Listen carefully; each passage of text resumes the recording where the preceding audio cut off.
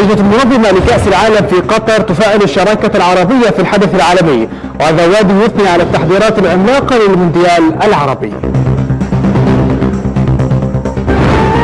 الإخوية القطري يشعل الصراع مع الجيش على صدارة دوري النجوم للموسم الحالي، والعرب يستعيد أخيرا نغمة الانتصارات في الجولة العاشرة.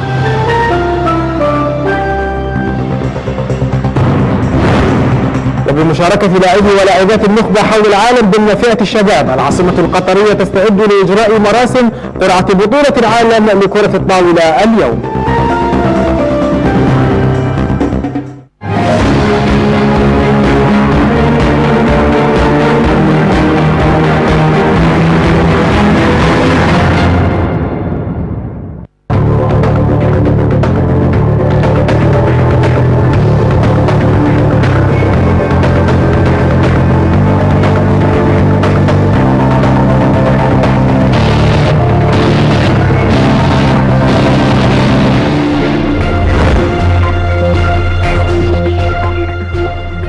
أهلا بكم. نبدأ بشأن يتعلق بنهائيات كأس العالم لكرة القدم المقررة عام 2022 في قطر، حيث أكد حسن ذوادي الأمين العام للجنة العليا للمشاريع والإرث أن استضافة قطر لكأس العالم تعني استضافة كافة الدول العربية ودول الشرق الأوسط للحدث العالمي الكبير، منوها في الوقت ذاته بأن الرياضة بشكل عام تملك تأثيرا كبيرا في هذا الشأن.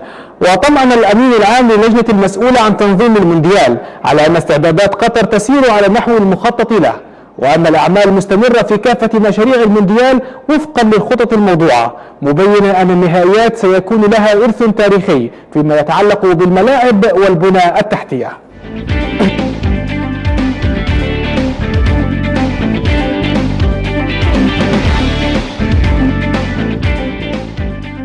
وعلى هامش منتدى سوكر اكس الآسيوية 2016 في العاصمة القطرية، أجاب ذوادي على أهم أسئلة محورية تتعلق بأهمية الحدث، حيث أوضح أن هناك تنسيقا كبيرا مع الجهات المعنية في الدولة من أجل تسهيل عملية دخول الشباب والجمهور العربي إلى قطر لحضور الفعاليات عام 2022، مع ضمان وجود الشباب العربي للمشاركة أيضا في الفعاليات الخاصة بالمونديال.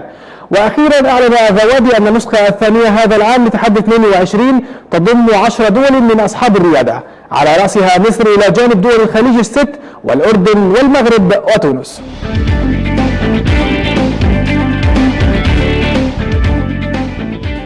خطبت 5 أندية بصفة رسمية من المرجح أن تزيد إلى 8 خلال الساعات القليلة المقبلة. خطبت الاتحاد العربي السعودي لكرة القدم بشأن ملاحظات خاصة تتعلق بعمل لجنة توثيق التاريخ الرياضي الخاص بالمملكة العربية السعودية. وخاطبت أندية الهلال والشباب والاتفاق والرائي والتعاون الاتحاد عقب نهاية المهلة المحددة للطعن، وذلك بعد أن منحت الأندية الرياضية والمؤرخون والإعلام والمهتمون بالتاريخ الرياضي مدة للطعن في نتائج البطولات شهرا على أن يكون الطعن مرفقا بالأدلة، وذلك عقب إعلان النتائج في مؤتمر صحفي عقد قبل شهر تقريبا بمجمع الأمير فيصل بن فهد الأولمبي. من المنتظر أن تشهد بطولات الاتحاد البحريني لكرة القدم تغييرا جذريا في النظام المتبع، وذلك بعد الاجتماع الذي عقده نائب رئيس اتحاد الكرة علي أحمد البوعنين مع عدد من الأعضاء، حيث تم مناقشة تقارير وإحصاءات النظام للأنشطة المتعلقة في جميع المسابقات المحلية. كما تم خلال الاجتماع التطرق إلى آخر ما توصلت إليه إدارة تقنية المعلومات في تجهيز النظام وتوسيع دائرة استخدامه، تمهيدا لتحويل العمل الورقي إلى الجانب الإلكتروني بشكل أكبر خلال الفترة المقبلة، خصوصا وأن الاتحاد البحريني يرغب في تطوير وتسهيل عمل المسابقات المنظمة. اشتعلت المنافسة تماما في صدارة دوري نجوم قطر لكرة القدم في الموسم الكروي الحالي، بعدما نجح الإخوية في إيقاف مسيرة الجيش المتصدرة وتغلب عليه في افتتاح منافسات الجولة العاشرة من المسابقة، ليضيق بالتالي الفرق بين الغريمين إلى نقطة واحدة قبل استكمال منافسات مرحلة الذهاب. وضمن المرحلة نفسها استعاد العرب ذاكرة الانتصارات بعد غياب، فيما تعادل الأهلي مع مضيفه الخطاط وبقي في المراكز المتأخرة. في أهم مواجهات الجولة العاشرة من بطولة دوري نجوم قطر لكرة القدم، حقق الأخوة فوزا ثمينا على منافسه نادي الجيش المتصدر بهدفين مقابل هدف في المباراة التي جرت على استاد عبد الله بن خليفة في قلب العاصمة. ولم يكتفي الأخوة بإيقاف انتصارات منافسه القوي فحسب، بل مضى ليقلص الفارق معه إلى نقطة واحدة بعد أن كانت 4 نقاط قبل انطلاق الجولة. ومن مفارقات اللقاء نجح الأخوة صاحب الضيافة في تسجيل هدفيه عن طريق النيران الصديقة وبأقدام مدافع الجيش لوكاس مانديز، والذي اصطدمت به الكرة إثر تسديدة يوسف المساكني في الدقيقة 70 لتسكن شباك فريقه، قبل أن يحاول لوكاس في الدقيقة 81 تشتيت عرضية المعز علي فأكملها في مرماه مسجلا الهدف الثاني. ورفع الأخوة رصيده بعد هذا الانتصار إلى 24 نقطة في المركز الثاني، وبات على بعد نقطة واحدة من الجيش الذي لا يزال متصدرا ب25 نقطة.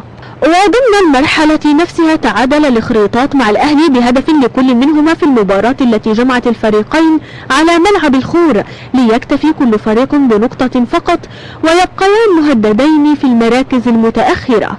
وأخيرا استعاد فريق العرب ذاكرة انتصاراته بعد فترة طويلة، وذلك على حساب الشحانية وبنتيجة هدفين لهدف على ملعب حمد الكبير، ليرتقي الفريق إلى المركز الثامن ب10 نقاط.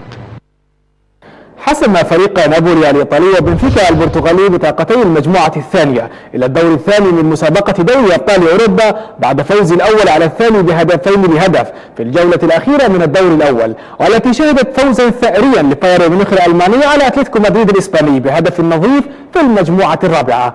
يأتي هذا في الوقت الذي نجح فيه أرسنال في إزاحة باريس سان جيرمان عن صدارة المجموعة الأولى بتغلبه على مضيفه بازل السويسري برباعية الهدف، مستفيدا من اكتفاء نادي العاصمة الفرنسية بالتعادل مع لودوغوريتس البلغاري.